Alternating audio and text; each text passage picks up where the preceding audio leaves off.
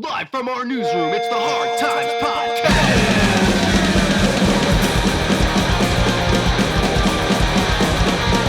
With Bill Conway and Matt Sankum. All right. David Koechner, welcome to the Hard Times Podcast. How's it going? Hello, Matthew, and... Oh, I'd be Bill, yes. Don't worry about him. He's mostly an assistant anyways. This shows my attention span. I'm Dave. Hi, guys. First of all, has anyone commented on your contrasting and similar patterns of rooms? Okay, we are in the same room. It's just different light sources. That's all. It's merely just a different light source. What happened was Matt had ordered his first, and I was going to order mine, and mine came a completely different color, and it is just a disaster. And a different size pattern. Yeah, it's the cameras are zoomed out. Look, we had an idea. It didn't work. Okay, the idea was Bill's in LA, I'm in Pacifica, up in the Bay Area. We're hoping we can look like we're in the same room. Try to match it. Yeah, didn't work. I mean, it's just an execution problem. It's not a disaster. No, it's driven a wedge between Matt and I that I don't know if will ever be repaired at this point. Listen, guys, half the battle of reparation is acknowledgement. And you've both just acknowledged what the issue is, so therefore there is a possibility of repairing it. The issue is Bill. Bill, and I think the issue is Matt. Okay, Bill, your announcement that it can never be repaired and insistence that it's Matt's issue really causes us to have to stay on your side of the bridge. I agree. Honestly, David, thank you. I feel heard for the first time in a long time. You know? What's that? I feel heard for the first time in a long time. Thank you for coming on the Hard Times Therapy Hour. That was a joke. I didn't feel heard, so I said, what's that? Fellas, Gotcha. I'm sure you've covered this many times on your podcast. You've already talked about the genesis of Hard Times. You want us to go through it? I want to talk to you about it because I want to know how you found out about this thing. Do you have? I know you have some music background with T-Bones, hilarious, Naked Trucker. I'm curious. I know that you were a poli-sci major. I know you're interested in politics. We do some satire on that. But I want to know, do you have some sort of other music connection that you stumbled across this thing? Well, I mean, like anybody, you're touched by music. And so I grew up, I was born in 1962. Mm-hmm. So I was a teenager when punk hit. But I was in central Missouri, and all we had was, a couple radio stations, and they certainly weren't playing punk. The first time I ever heard about the set, that's how I got. So to answer your question, probably how I found Hard Times was because I was following some punk rock sites on Instagram. That's my guess how I found it. Because does punk rock history follow you guys? Yeah, we have some punk, hey, pictures of punk from the day, all that sort of stuff. Yeah. So it must have been through a punk connection or maybe I looked at punk rock history or some punk rock stuff and then see who they followed. Or maybe somebody had reposted one of your things. That's how I found it. But I mean, you guys have an alt thing going on. And obviously you're making fun of a lot of different punk tropes, which I find very funny. But so, yeah, I've been interested in hardcore and rock music all my life. The first time in central Missouri, you don't have access. So this is pre-internet and there's no print about it in that town. Hell, my mom wouldn't even let me buy Mad Magazine, let alone if there was any type of music magazine. It wouldn't have been allowed in the house, There wasn't a Rolling Stone laying around. So I remember as a late night show, Linda Ellerbee used to have a late night show. It was I'm pretty sure it was her, did a show, and that's a late night magazine.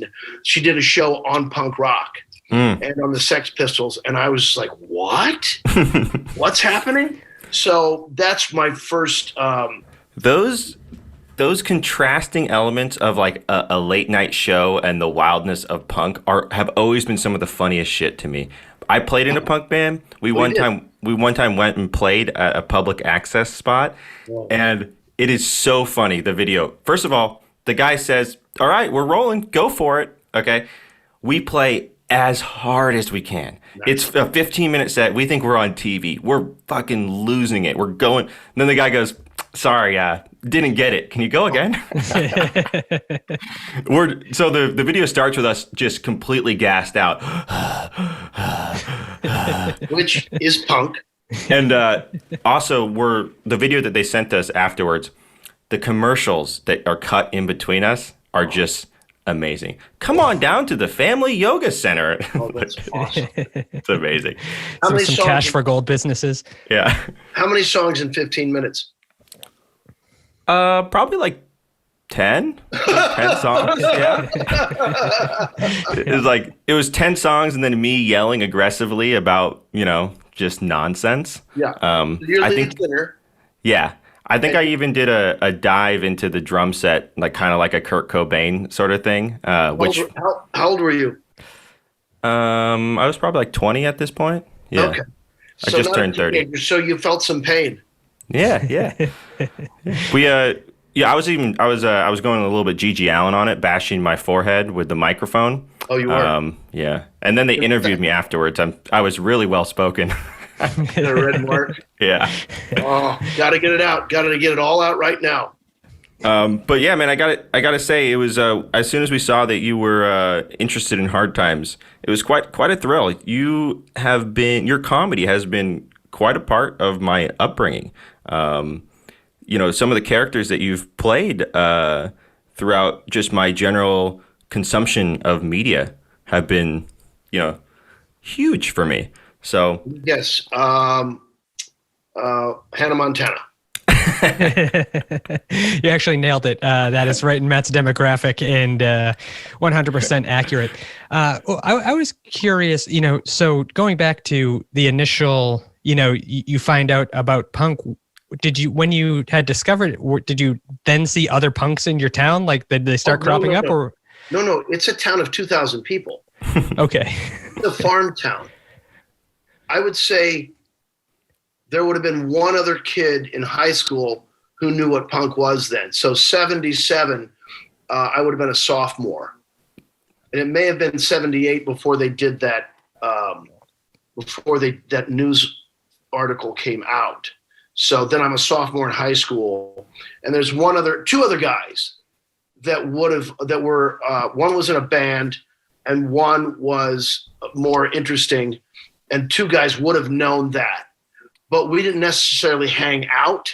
We were friendly, but we didn't hang out. It's one of those things I look back and you kind of wish Joey Houston lived down the street.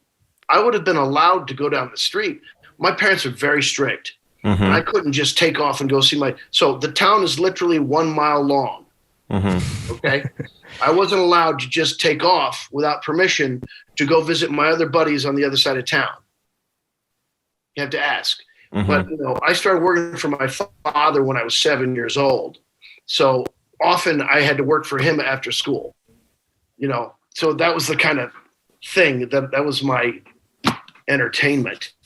So, but yeah, there were one or two guys that would have known it. There's certainly, let's see, could you wear a rock t-shirt?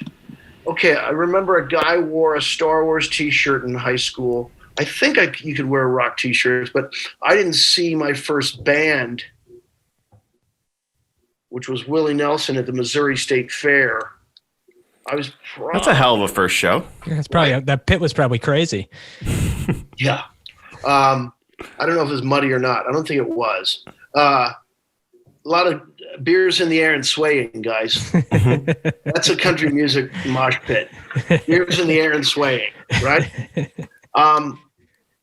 So yeah, no, there wasn't any discussion about punk, So when you started doing Naked Trucker and T-Bones, was that your first time as being on stage as playing in a band or anything like that? Well, I did Second City back in Chicago. So this is, and that's called a review. So that's still the old way of saying it. So it's a sketch comedy review. And in those shows, there's always music. So that was, the first time performing music. I was in the swing choir in high school. Of course, as one always is. I remember my audition to get in was Proud Mary, which is a little above my pitch. That's punk as fuck, man. Right?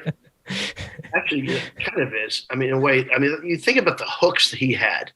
Uh-huh. John Fogarty's hooks are fucking amazing.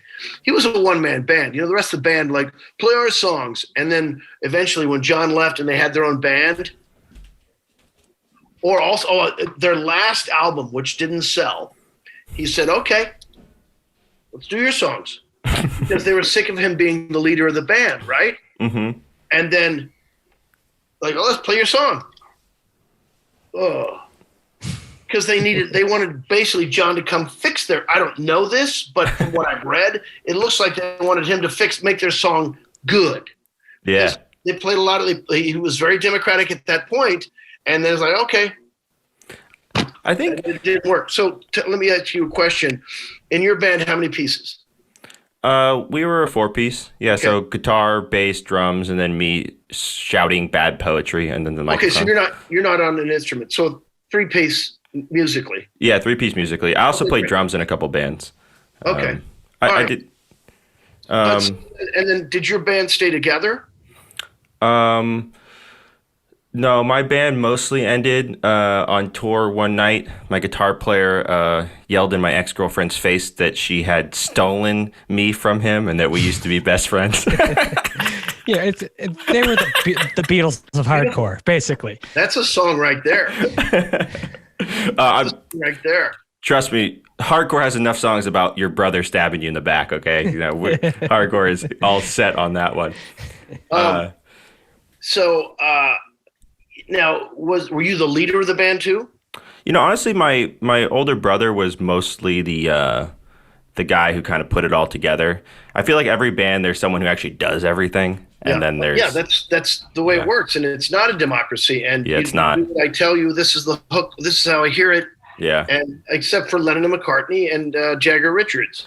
The more democratic some artistic projects are, the worse they are. The less, because I think when you have a vision, sometimes it has to be, or it can be like contrarian and weird and just kind of wrong. But when it comes out, it's beautiful. And you don't want anyone just in there tweaking and punching it up or whatever.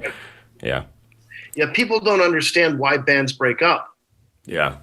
They have to.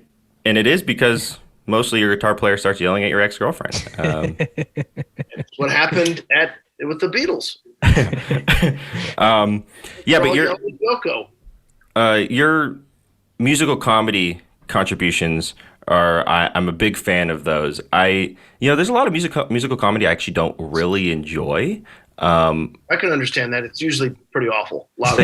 I like your stuff. I like Flight of the Conchords. I love The Lonely Island. The Lonely Island is really top tier stuff.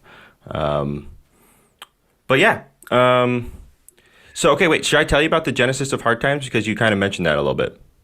Yeah. Yeah, so Hard Times is Bill and I. We started it, 6 years ago, Bill? So 2014, November 2014 is when we started. The general idea, we had like $800. We made a little website, and we kind of thought just a couple people would read it, and it was going to be like jokes just for people who went to DIY punk basement shows. But it got really popular really quickly. Like millions of people started reading it in the first couple months. Millions? Yeah, just right off the bat. It was back when Facebook would show you anything. It was like QAnon and Hard Times were just fucking jacked in the algorithm. You know Did QAnon go back that far? No. What was? This would be. What's proto QAnon? What's before that? Like Tea Party, I guess. Yeah. Well, seems racism. like that. Racism. White nationalism has always been so. I guess proto QAnon's probably like Alex Jones, just like so info. But it was back in the days where Facebook would give you a crazy amount of distribution, and so we had no budget, no marketing plan, no nothing, but we really started to pop off. And then Bill and I have been able to actually do it as a business for a little while now. So when you started getting millions, were you able to make money off that? We didn't know what we were doing. So we had all the eyeballs, but we didn't know how to turn them into money. So it took us a couple of years to figure that part out. Eventually we figured it out. Yeah, and it was never meant to be anything other than probably 3 months, and then we got sick of it, but it became, entering year 7 and we put out an article more content than ever. Every day, I guess. It's a big group project with like a couple hundred contributing writers. Oh, really? Yeah, not all of them are writers or comics or anything. Some of them are just punk kids. It's just like our funniest friends. It's gotten a little bit more of that UCB vibe over the years because people interested in comedy now know hard times and want to come write for us. But at the start, it was literally just the funniest guys at the venue. We'd just say, hey, you have an idea for our website? Yeah, that's great. So you're curating a little bit. Yeah, definitely. We have like a submission process for the headlines, and then a person would write the article and we would edit the articles and make sure everything was in our voice and, set to publish. So we were always heavily involved in anything that's published on the site. Right. So at what point were you able to monetize it?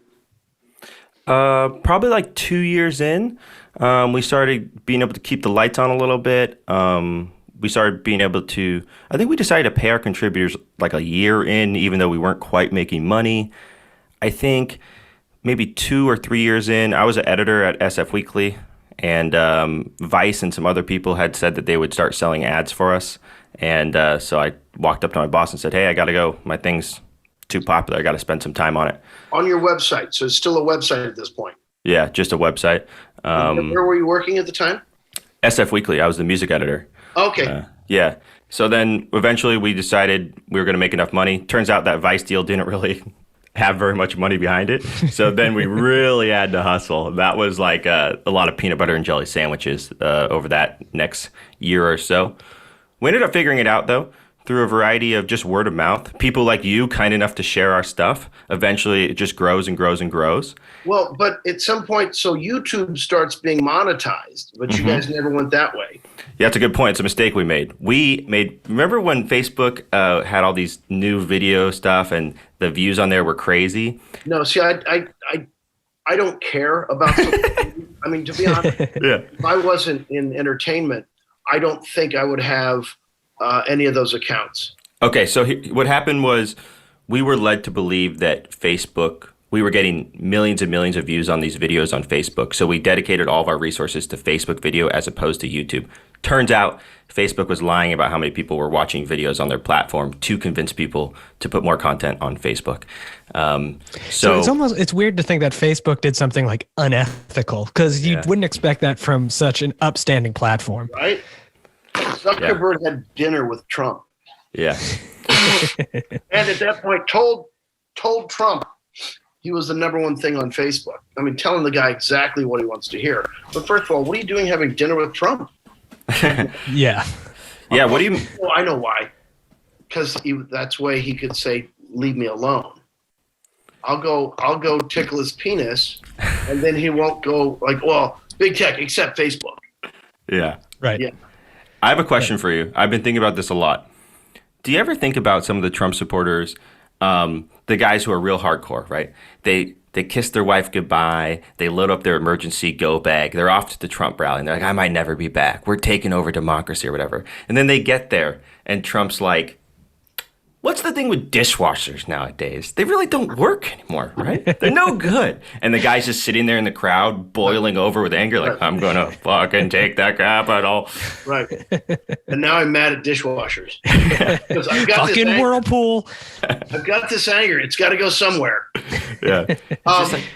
Well, the interesting thing is, guys, they really believe as much as we do about what our purpose on this earth is, and about how humanity should organize itself and what is wrong. The thing that the thing that we probably look at them and go, okay, you're missing something. I think that's a thing that's very common with all of them. Mm-hmm. So at some point, their belief system just solidified. Yeah. And then nothing else gets in. I also think they get isolated to the point where you can't reach out to them, or that they've lost too many friends. They're too dug in and stubborn to turn back, Well, that's what I'm saying. The same thing. At some point, their wires get soldered, and they can't take anything else in. Like we're sitting here trying to figure out why.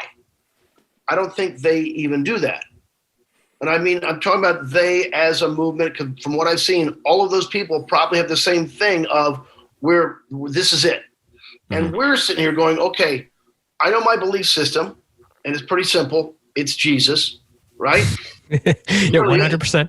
If the dude had a great philosophy, do unto others, period, right? I mean, that's democratic or that's liberalism, progressivism. But for them, it's something else, because we're still sitting there trying to figure out why. All right, I have my beliefs. I see you have yours. I'm not just yelling at you. I'm still trying to figure out why, but I don't think they're even trying to figure out why I believe what I believe. That's the little bit of difference I see. I see you.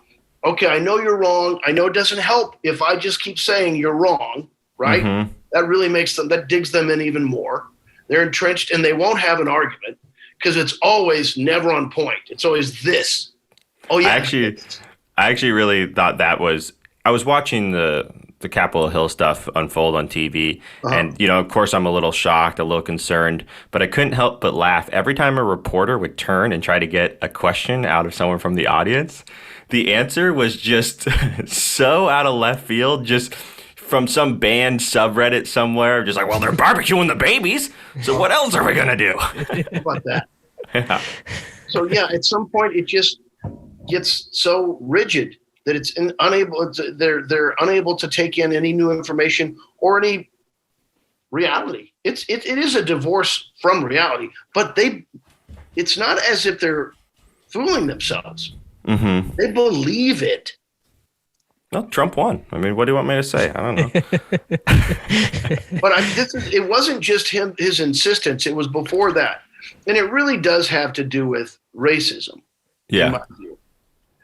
You know who Max Boot is? No, who's that? He used to be I think he was an editor or an opinion writer for the Wall Street Journal. So he was a staunch conservative. And then he finally did research and something came to the conclusion that the roots of conservatism is racism. That's I mean, what this is about.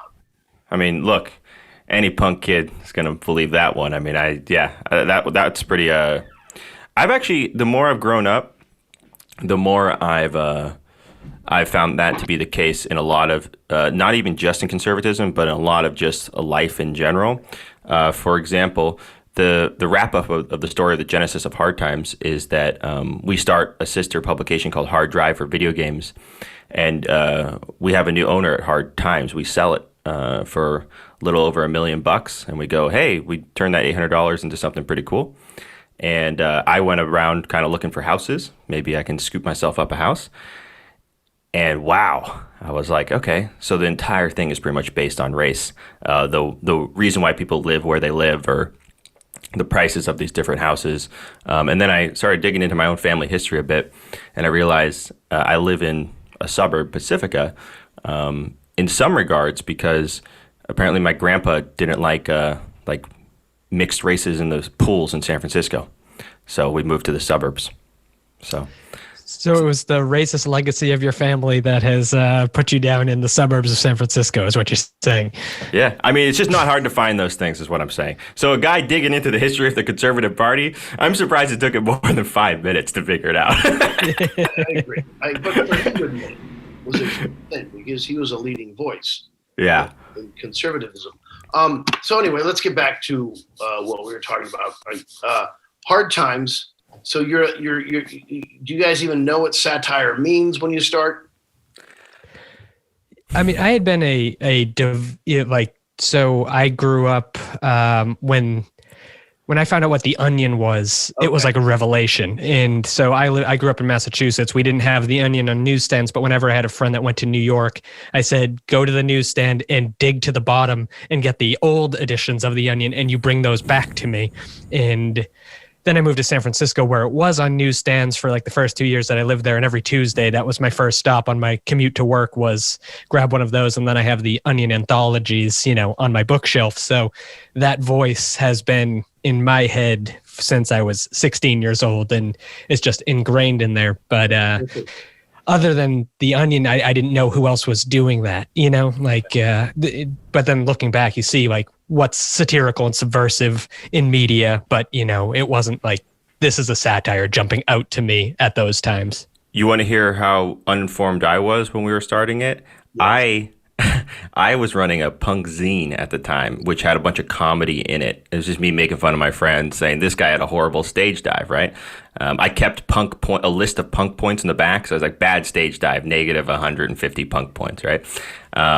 Eventually I go to journalism school. I get some journalism skills. I learn how to write news stories. And I go, I'm going to take punk comedy. I'm going to blend it with news. That was my idea in college. And I pitched that idea to some of my friends, and they said, dude, news injected into comedy, or comedy injected into news, is already invented. Like, look up The Onion, right? I was like so uninformed. I'm sitting in my dorm room being like, I've got this grand scheme.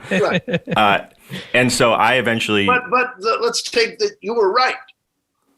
Yeah, I mean, even that you came to it by yourself, you were right. Like, oh, okay.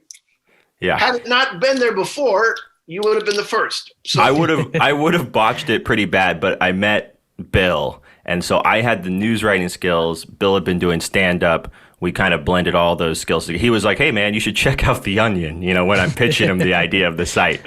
And that's the blending of our two voices became the Hard Times voice. So The Onion's mixed up in there, but I was too ignorant to consider it.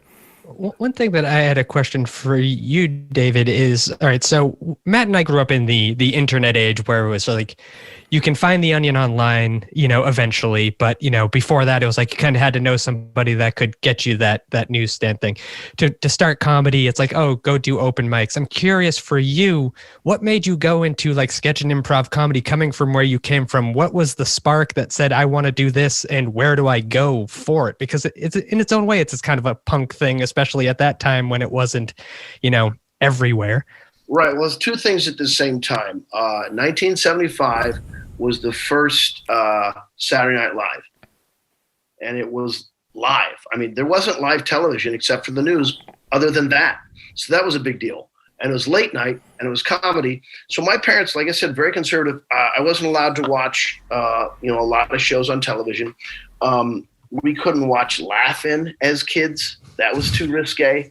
And so my parents, almost every Saturday night, would go out dancing at the local Farmers and Sportsmen's Club, which is a club outside of town. They had a dance floor, and that's the only date place couples could go, middle-aged couples. And so I'm from a family of six, so I had to stay home and babysit my three younger siblings. So I knew that they'd be in bed, and I knew that SNL was going to come on at 10:30 in Missouri.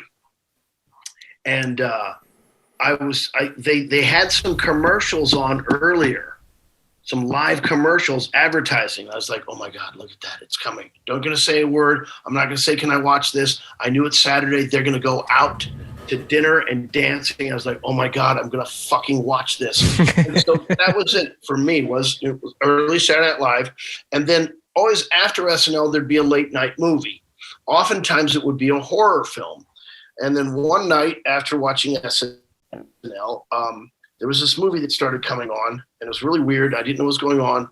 And then all I saw was it was dark, and then there was, like some fog rolling in, and I heard clock, clock, clock, clock, clock, clock, clock, clock. And I almost changed it because like, this is going to be a scary movie and I can't watch it. And it's Monty Python and the Holy Grail. Mm. And for me, that was the end of it. Mm-hmm.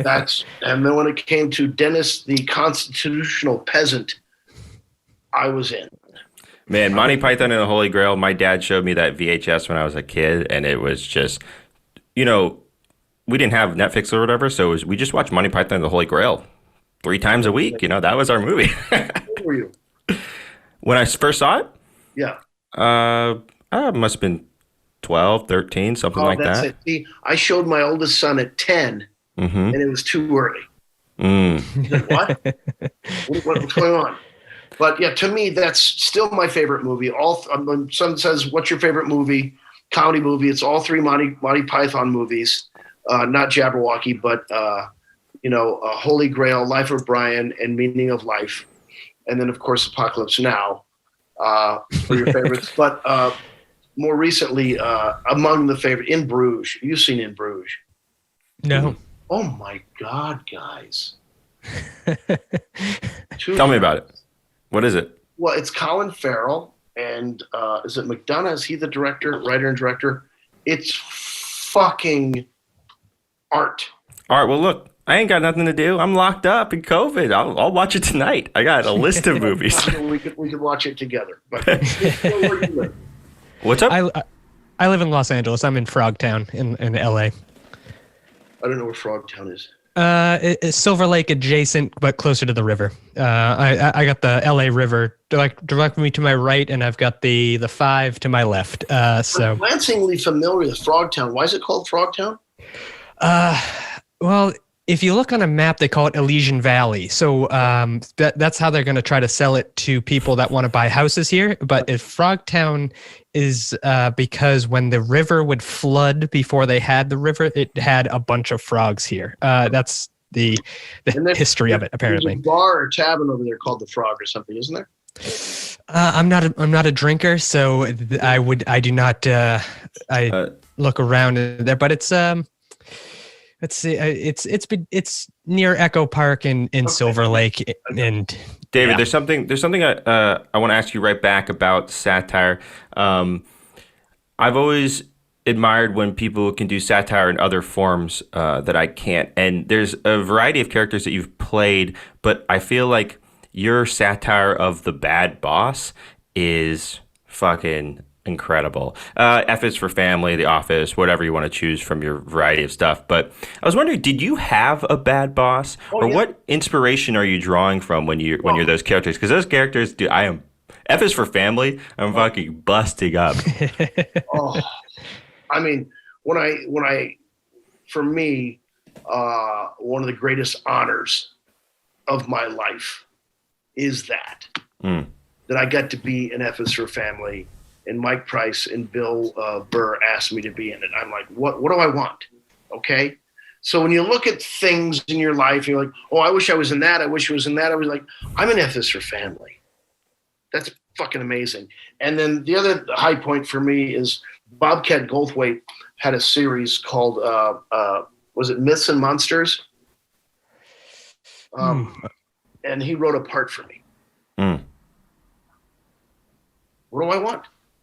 Bobcat Goldthwait wrote a part for me. My life is complete. I mean, that is, to me, such a high honor. I swear to God. I'm like, wow, okay. That, to me, it is really humbling. Seriously. But Bad Boss, I guess it's probably because I'm Catholic, okay? So all of that that is wrong with that entire institution. Yeah, me too. And its hierarchy, right? Yeah. Every step of it's wrong. Every step of it is a fallacy. It's wrong.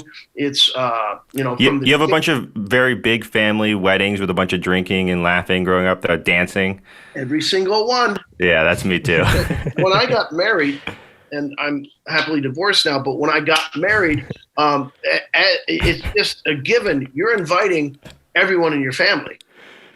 You're not just inviting the aunts and uncles. David. My mother, so this is how Catholic we are. Yeah. My mother's from a family of 11 kids. Out of those 11, 4 in the religious, 2 priests, 2 nuns.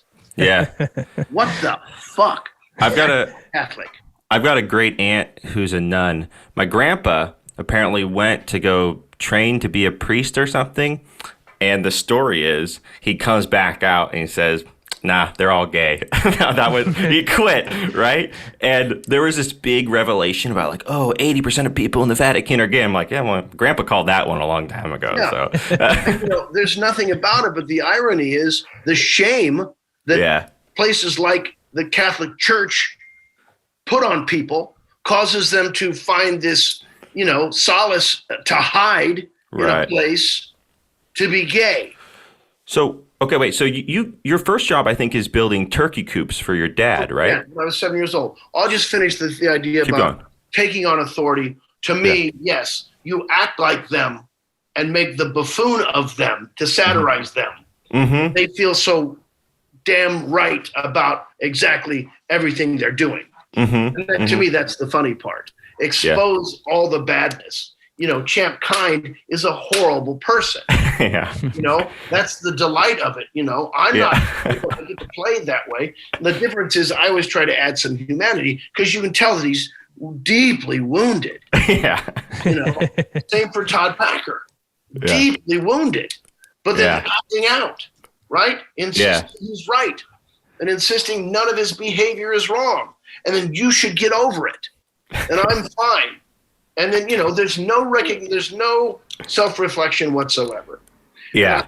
That's what a bad boss has. It's all wounded ego, refusal of the call, and self-reflection. Yeah, you're right. Yeah, I'm thinking about my bad boss now, and you're actually kind of exposing something where it's like they are just like kind of insecure toddlers who are hurt about something that their business isn't going well, and they're lashing out at everyone. Yep. And they will never change direct. They'll never pivot. So did you have one that was like that would yell at you or whatever, and just not yell? But when I moved to Chicago to study at the Second City and the I.O. I had been working in Columbia, Missouri, where the university is, journalism major. I'd been working at a Mexican restaurant, but I was kitchen manager, and I never worked in front of the house except a few bartending. Wait, gigs. You were a journalism major? No, that Missouri's a big journalism school. Oh, okay, yeah, for sure. So then I got a job as a manager trainee at a Bob Evans in one of the suburbs of Chicago when I moved to town. Mm-hmm. And one of those managers was such a fucking dick. Oh my God. Stuff like this. Heavy set. He's like a zone manager or something like that. So he's looking after 10 or 20 stores. You play softball? I mean, I not regularly, I'm not on it, but yeah. You're righty or lefty?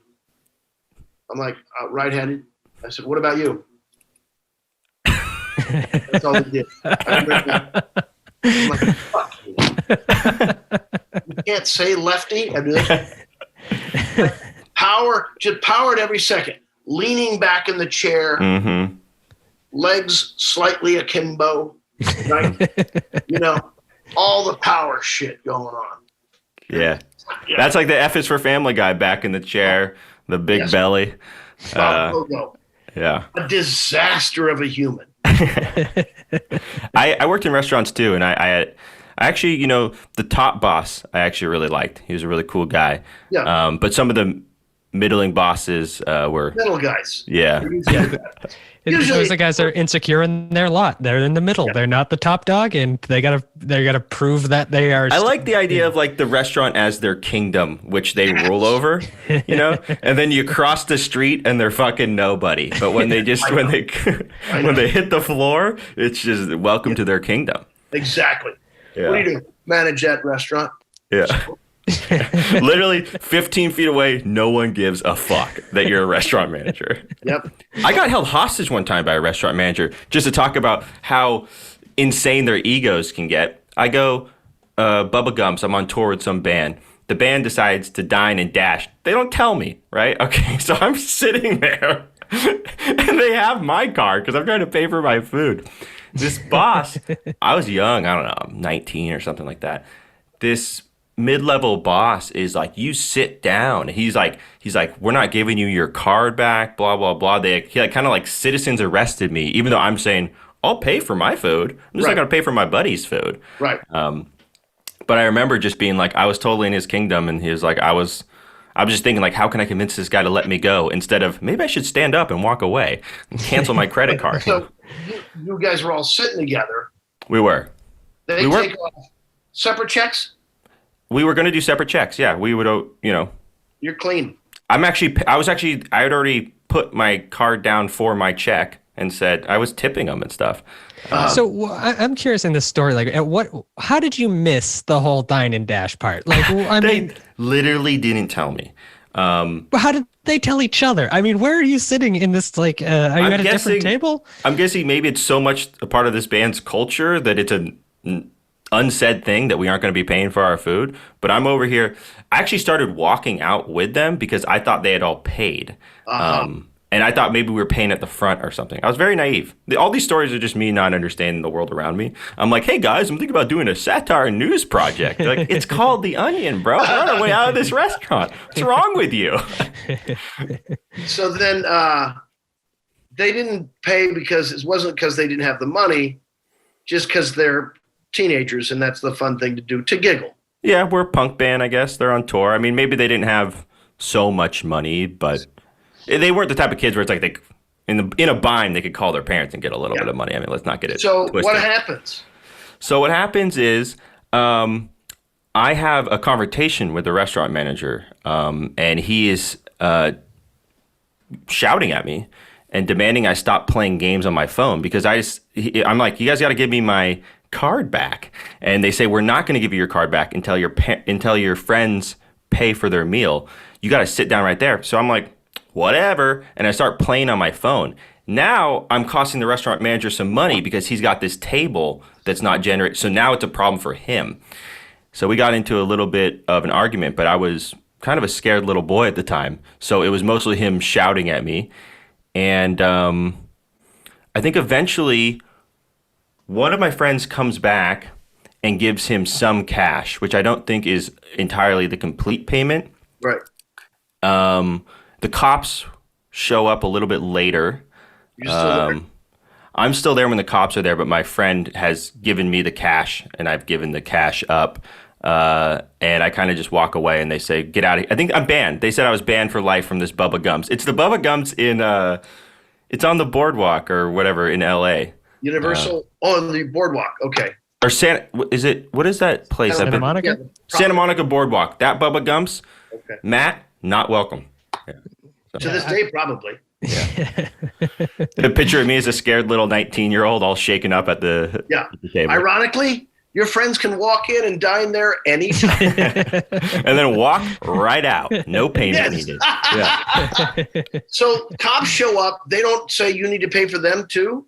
Dude, you know the cops. The cops show up. I think they literally drove their car onto the fucking pier and refused to get out of it. And looked at the restaurant manager like, "What do you want me to? I don't know." Like, right. I've got a murder to solve. I feel like, honestly, my experience with cops, I feel like they don't even try to solve the murders. Because have you ever asked a cop for anything? Be like, "Hey, man, someone broke into my house." They're like, "Yeah, well, you can file a report." Was he a righty or a lefty? Yeah, exactly.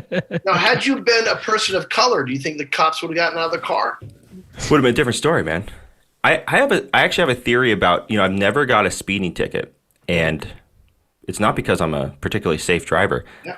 I think what happened was I drove a kind of a banged up, shitty car, and I'm an innocent looking white kid, I suppose.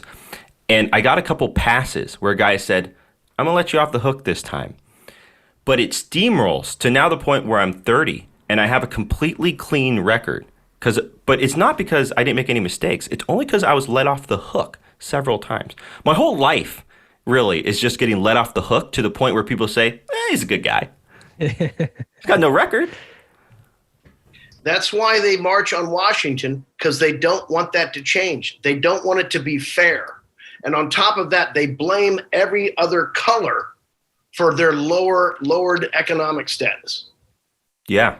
It really started with all the jobs being shipped overseas. Yeah, I actually had a bit of an insight into that in the punk scene.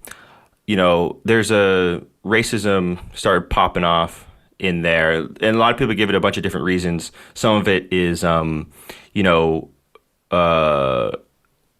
wayward kids, drug addicts, vulnerable to belonging in groups, all that sort of stuff. But another one, which people don't acknowledge as much, is that a lot of punk kids come from working class backgrounds, and their dads are lumberjacks or laborers of some kind.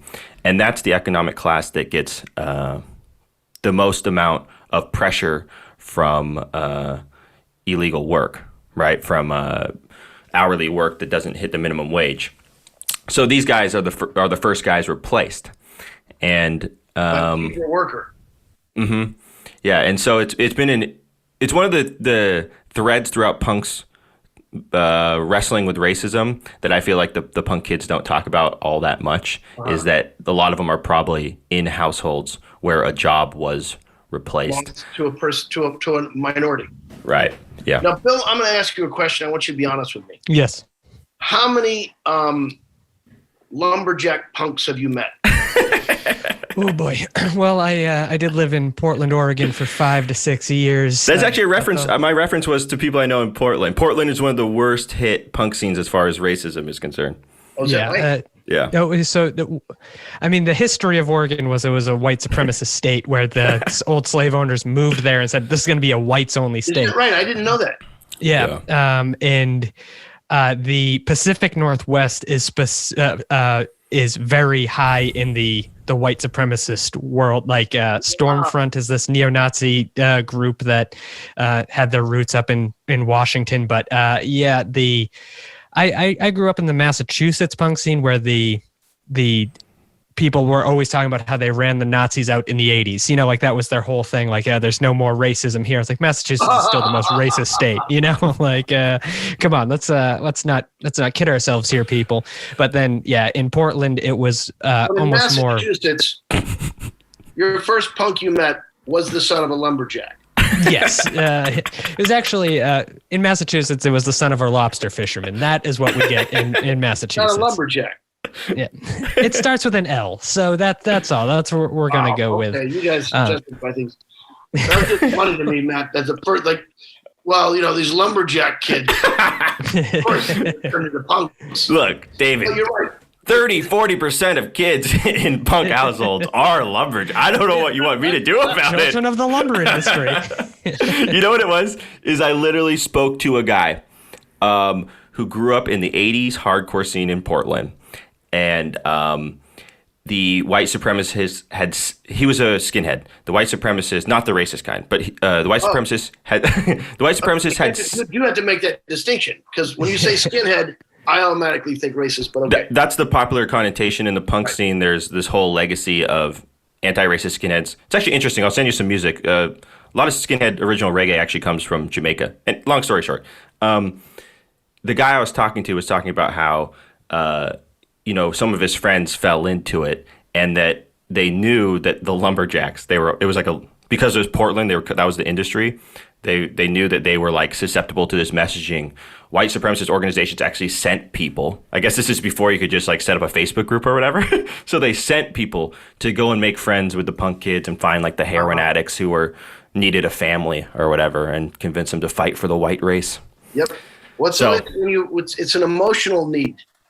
And so you take care of their emotions. We hear you. We see you. The two things every human's need. And then, okay, you can belong where we see and hear you. And then once we start seeing and hearing you feel good, now you're going to just do what you're told. And we no longer want to hear what the fucking thing you had to say. Yeah. So tell me about what you think about what's going on right now with, the world's in an interesting place. 25th Amendment, impeachment. Well, that's going to take care of itself. The rest of it, what's happening in the fabric of the country, we're in a lot of trouble. Mm-hmm. I don't know what's going to happen there. So every state capital will be visited, I think, on the 20th. One of my favorite things that's happened so far is my friend Brendan Crick. He won't stop tweeting that he's still stuck in the Capitol. Like that he was one of the protesters who got left behind. He's like, I'm hungry. Please, I'm in the closet. Will someone help me? That's funny, but he's gonna get a knock on the door. Yeah. So, the tough thing here is what you need is Trump to come out and disavow his lies. Mm-hmm. He needs to come out and say, okay, I lost the election fair and square. There wasn't fraud. We do need to get along. And you do need to support, as I do, Joe Biden. He'll never say it. And that's why this wound is not going to be healed. So, I don't know if you guys noticed this. Did you notice that when Trump had that, the second video, not the first one where he goes, I love you, I understand you. The second one, right before he says the next president will be the inauguration of Joe Biden or whatever, they cut the angle. Did anyone watch the video? First of all, most presidents when they give these speeches, there's usually one continuous shot. Straight ahead, yeah. Straight ahead. Trump has started giving these ones where there's 3 cameras and they cut between them. I started to realize, I was like, I bet you he was qualifying that shit and his team was just like, why don't we polish that up a bit? Right. Okay. Watch it again, the second video. So if you subscribe to his Patreon, you get the unedited I don't know where you see it, actually, because I took it off of Twitter, so I don't know. I don't know. But the problem here is, how do you re-enfranchise people? That's the issue. So, it really is about jobs, because it is about, all these people don't have money. Mm-hmm. And, he's directed their anger at something that's not correct.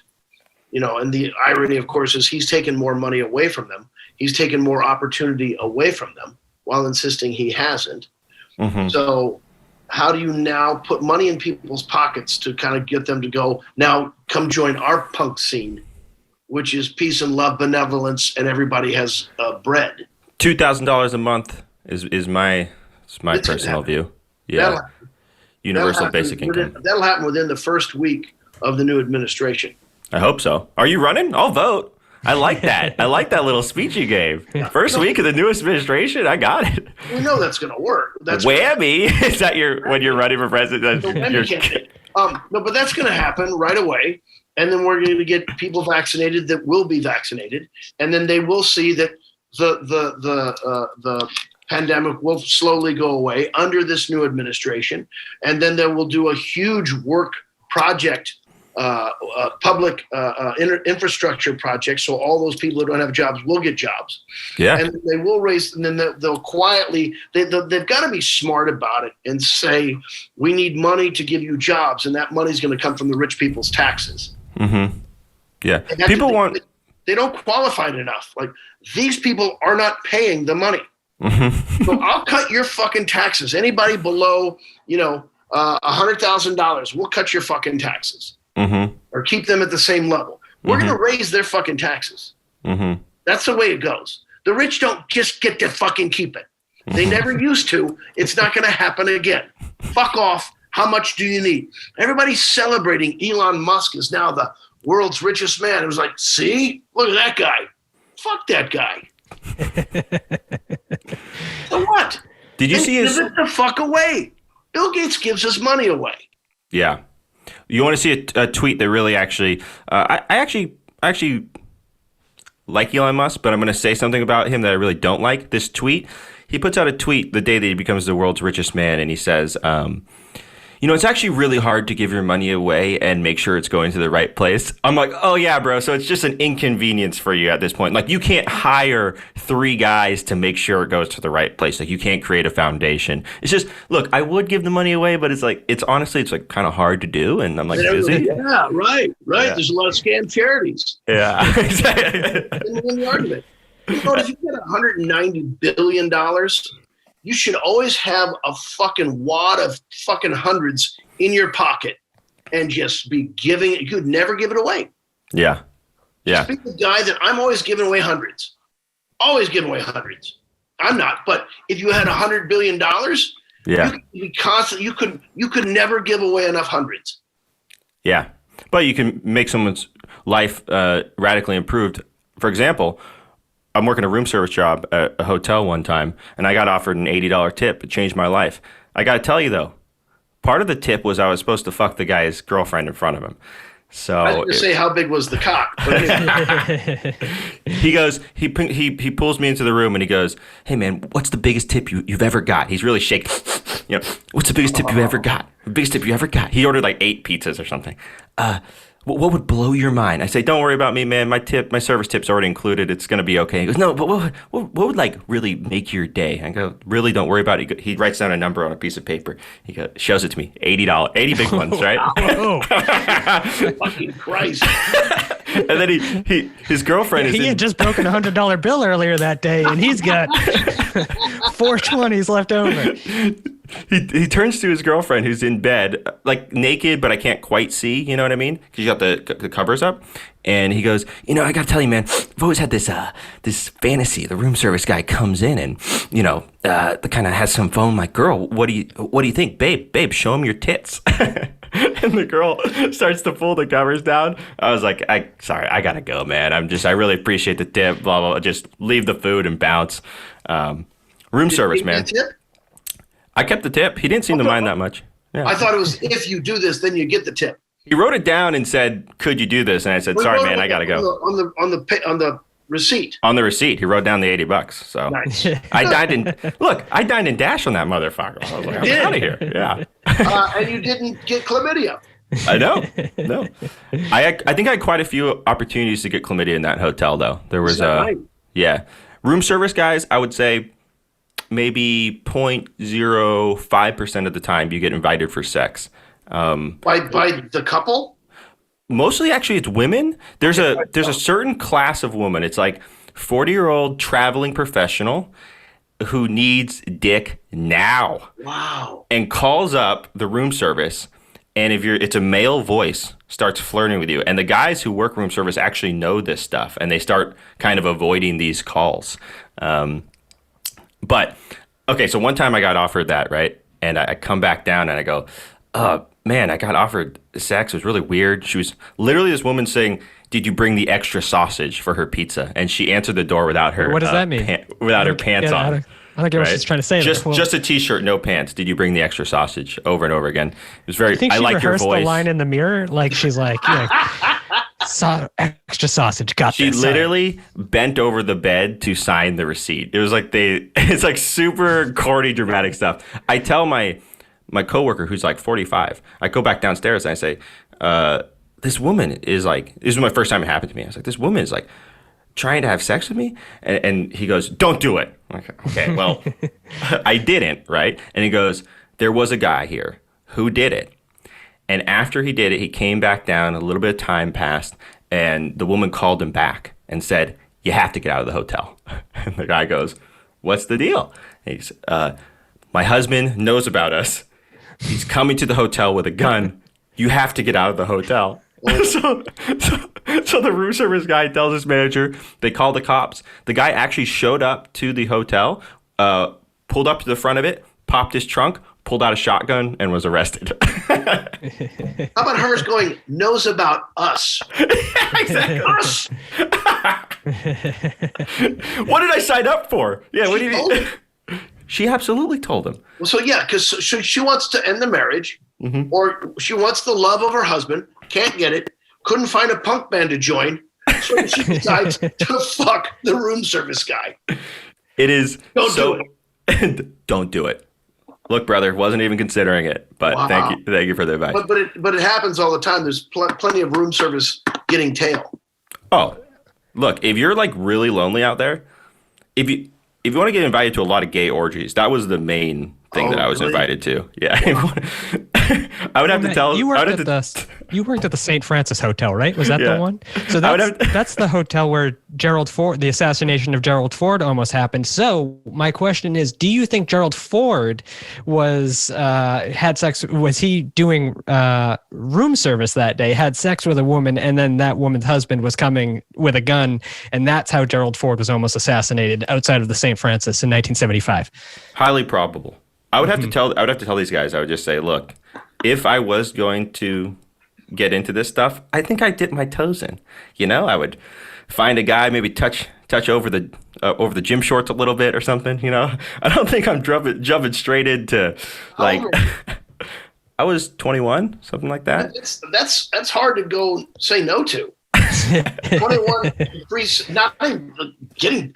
And then you start thinking you're getting paid for sex. Then you're like, Yeah, at the time, not the biggest deal. Sorry, I got some fucking. Oh, that's okay. Later, I see. I bought a computer, and I don't know why. Was it Time Machine was on it? Time Machine, Apple, that was failed. That's the thing that like stores all your stuff, right? I guess. I don't know. They just want you to back up your computer. Well, David, I had one other question for you before we get out of here. With your inclination towards punk as you're a child and SNL, when Fear played SNL, were you watching? Did you see that live? I don't think I did. Who was the host? Do you remember what year it was? So it was like 1982, and Belushi was the host. He came back, and that was the terms of him coming back were, you let my friend's band play, and it turned out to be Fear. Yeah. So 82, I didn't see it because I was in college, and so I would have been out, not at home watching it. So I didn't see it. And then again, you'd had to catch the rerun at some point, and they may not have rerun that one because I guess Belushi was a mess. And then, have you seen the Belushi documentary on Showtime? No. It's actually good. It humanizes him. Because you realize, reflecting back, like, wow, if I met that guy, I wouldn't have liked him.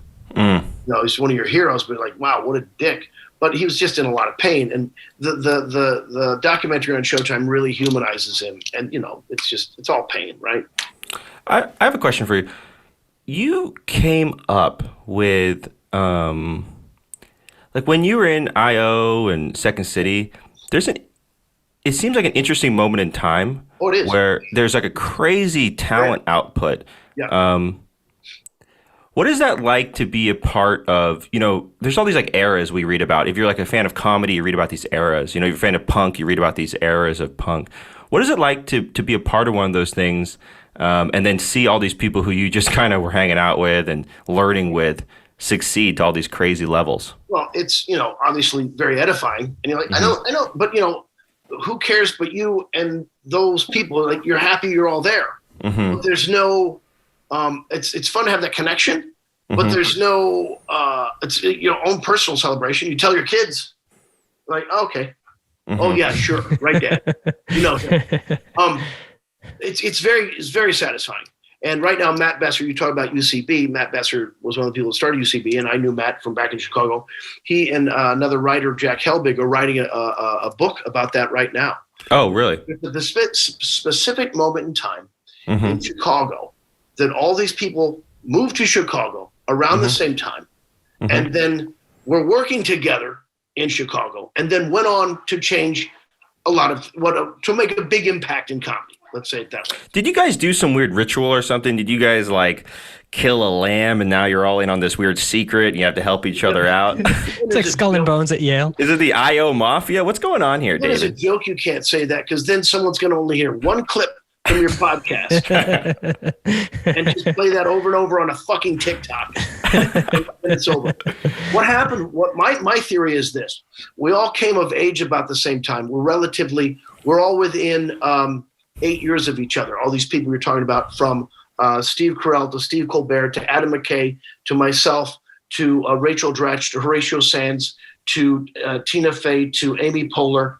And there are 30 writers that people don't know by name that were all there at the same time, that worked at Conan and now work at Seth Meyers, and Seth Meyers is there too, or at Late Night.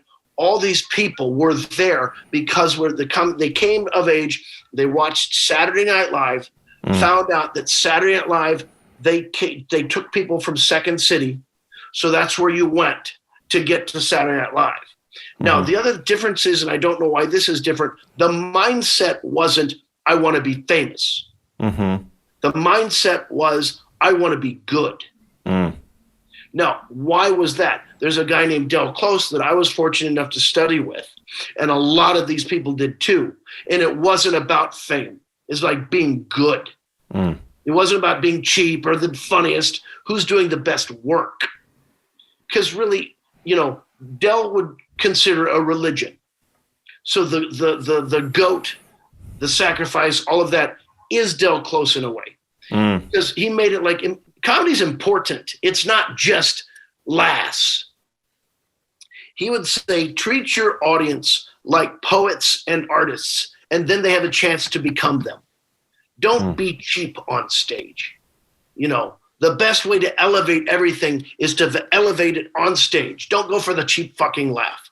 Go for something that has a deeper resonance of humanity, right?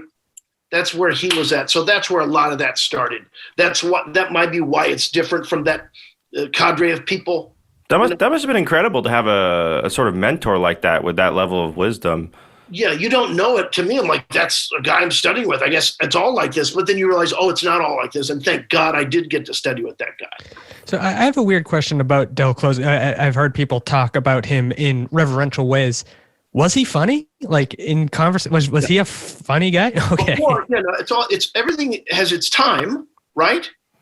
I remember one time Dell said to someone who was being disrespectful or had interrupted class, "Fuck off, turkey." So you're like, No, Dell had a famous album called How to Speak Hip. Dell was part of the original Second City. So, he was funny, clearly. But, as a teacher, joking and laughing, you're more like your dad, right? Which is something I still battle. I've got 5 kids. All I want to do is fucking make them laugh. What do I get? Fucking eye rolls. So when I do get a laugh, I'm like, fuck. Yes. I I think that's, as you age, it's the struggle to be relevant. And you can't try, I've done TikTok videos with my daughter, and she doesn't chase it. She does them, and they work because of Todd Packer, but she doesn't come back the next day and go, "Let's do another one." No. She's like, "Wow, isn't that weird?" It's almost as she's just looking at it going, "Wow," separate from herself going, has nothing to do with anything or me. It's just something outside of all of us. You're like, look at that dumpster fire.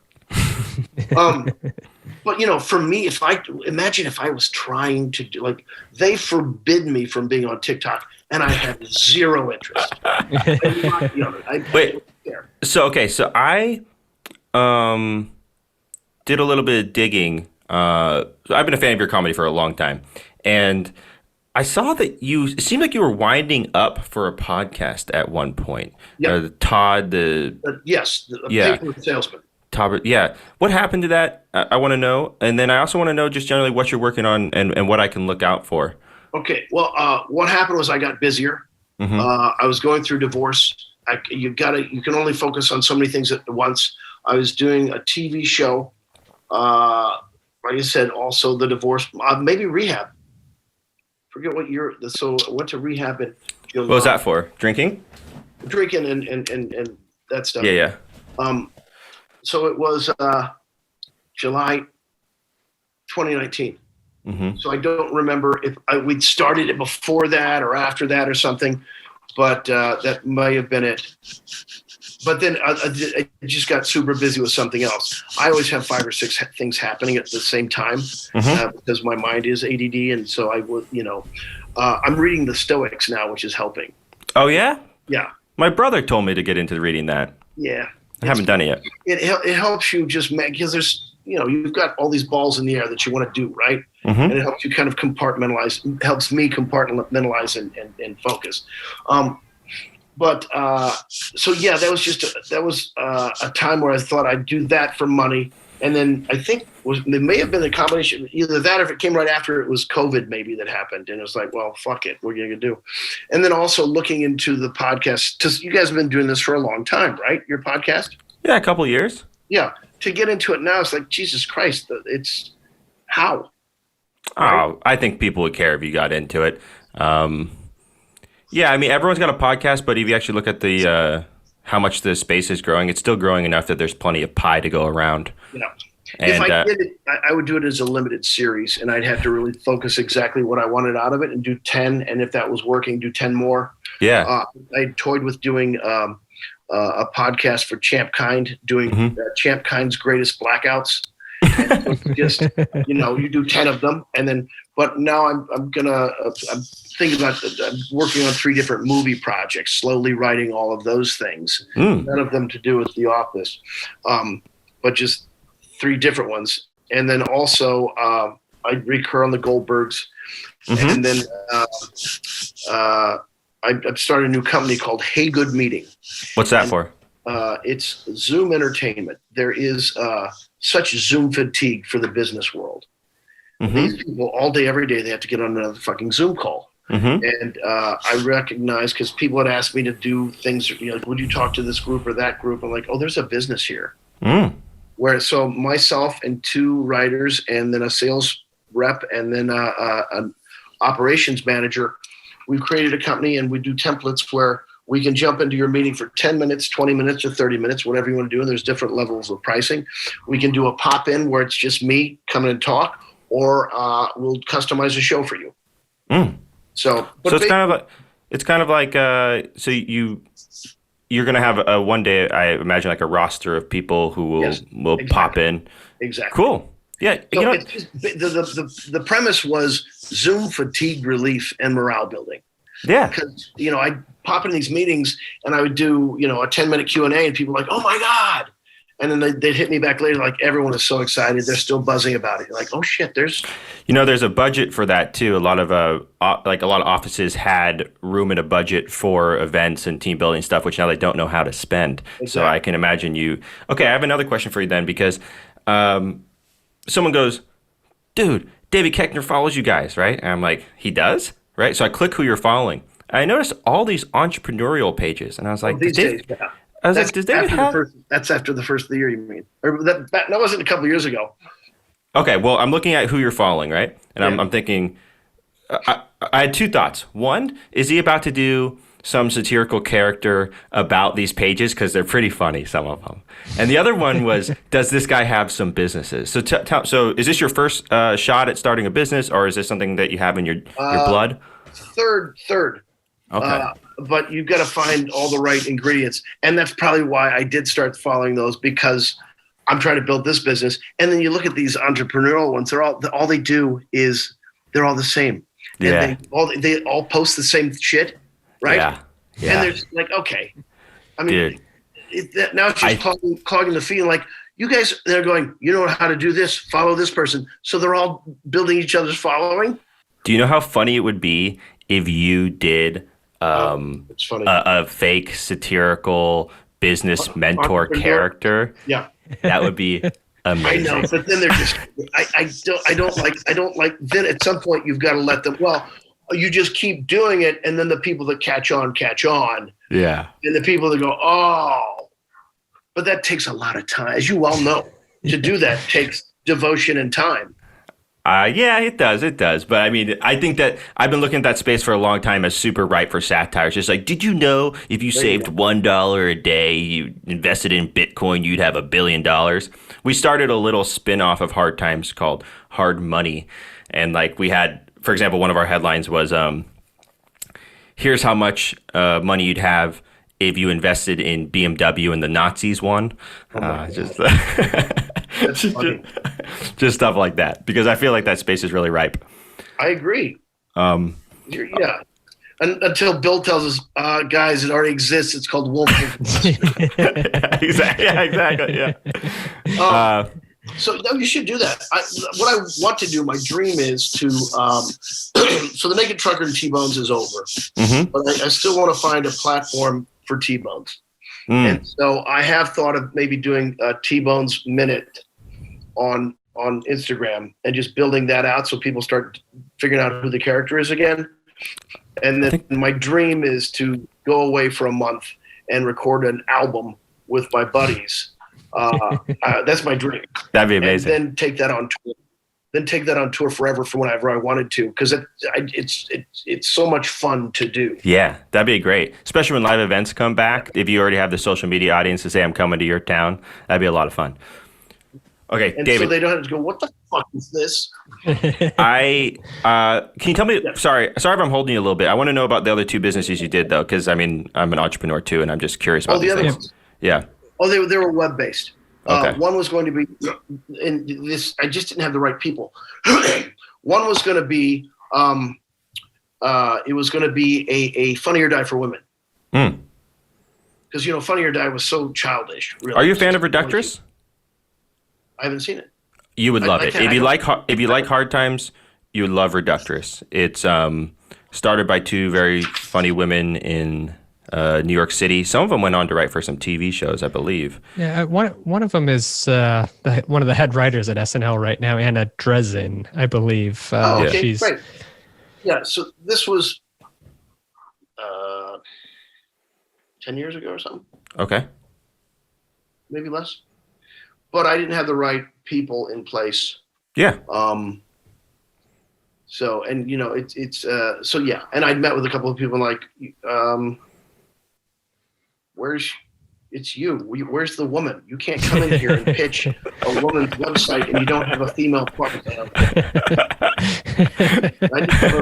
Honestly, it might be funnier if it was like David Koechner's women website and that was the URL. God damn it! It was something. I love that with the picture of your face on it really big. It's like, welcome to my women's website. That guy hate women? Champ Kind hates women. Todd Packer hates women. Fuck him. It was something like what's in my purse? I realized women are all about, the thing men can't care about, we can't pretend to care about, is what's in your purse and look at my nails. Those are, you can't fake it. Guys like, there it is. My girlfriend makes me pick out her nail color. She says, I'm thinking about getting red or blue. Which one should I get? I go, whichever one makes you happier. And she says, no, I want you to pick. And, we always want to weigh in, but not on that. Yeah. Like, what makes you happy? I'll pay for it. Pick one. Okay, so you're Women Funny or Die, the Zoom team building, entertainment makes Zoom fun. And then what was the third one? It was going to be something about, it was back when DVDs, I can barely remember. It was something to do with VHS and DVD. DVDs for women. It's very, very fleeting. Like doing, I think it was going to be an exchange where if you had it before, you shouldn't have to buy it again. Oh, yeah. But, there was no, no, that's the point. We want you to buy it again. Your business plan was to cut out all the profit margin of the rental business. But it was going to be an exchange. Yeah. Right? Well, if you have this and you have this, then you just then you realize no, you never go back. Like nobody that has a DVD wants a VHS. What are you talking about? But I was trying to put together just how all of these pieces of media that we all bought. We're buying again from an album to a cassette to a CD, and now buying it for your computer. I was thinking there should be some exchange. Like, well, I've already got this. Well, it sounds like you were really in the ballpark, roughly speaking, of streaming video. Netflix is the problem you were trying to solve. So not exactly a bad thought to have. But also, it can't be a hobby. You can't just go, I have an idea. Someone should do this. Like, it's your idea. No one wants to do your idea. Yeah. You have no idea how to do your idea. So why don't you be quiet and quit? Yeah. Okay, just hearing you say that, I'm convinced now you have to do the business guru character. It would be so fucking funny. But. My dad used to bring business cards to bars and just say, I will drive any of you drunks home. So my dad created Uber in, the 90s. He used to do that?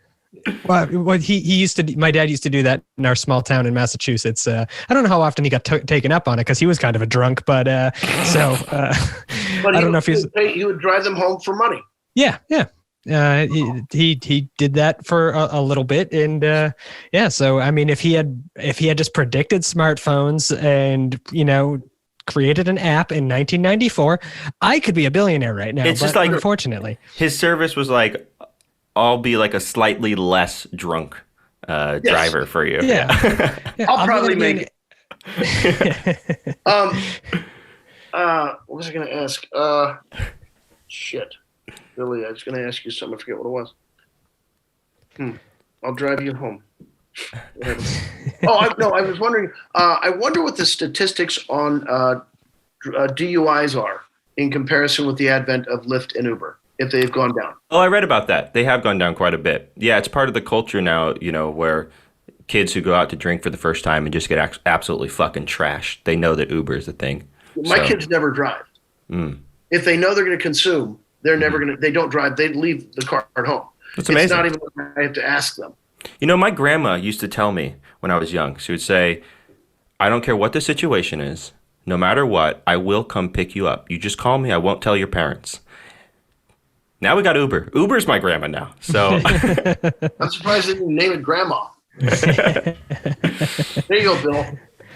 My dad's here is the name of your My dad's. Yeah, you have to say, hey, everyone, I got to go. My dad's here. Hey, your dad's here. All right, bye, guys. Like, Bill's kind of old for his dad to be picking him up, don't you think? David, I can't thank you enough for making time to come hang out with us. It was great meeting you. Have your people send me an email. I think I actually have a client for your new business. Okay. And it's called Hey Good Meeting. We have a website. Okay, I'll send my people there.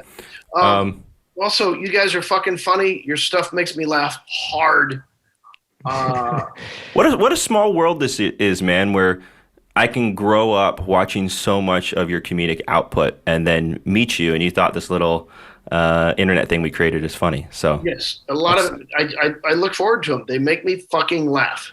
That's great, man. Matt and I have also said that collectively our favorite movie is Dirty Work. So your cameo in Dirty Work is another, great moment that is seared in my brain because that was such a formative movie. So I'm really unavoidable. If you watch movies or TV, it's hard to miss me. You're like, what the fuck? You know, I'm 32, so I feel like you were having your I'm going to be in every movie moment when I was like super engaged with pop culture. Okay, yeah. You know, and yeah, man. I just got we do satire in the news format, but your satire in some of these characters, exactly. I cannot admire it more. You know who else? Little off topic, but I've always wanted to do a satire of the InfoWars characters like Alex Jones, and so many people have tried at that and not done so well. I think it was Stephen Colbert actually has this little skit that he did with the InfoWars guy he had nailed the satire in that format. Off topic. Well, that whole character was that, really, right? Yeah. Well, he did like the right wing. He did like the like Sean Hannity stuff, right? Yes. But on his new half a step away from the rest of that. Half a step, right?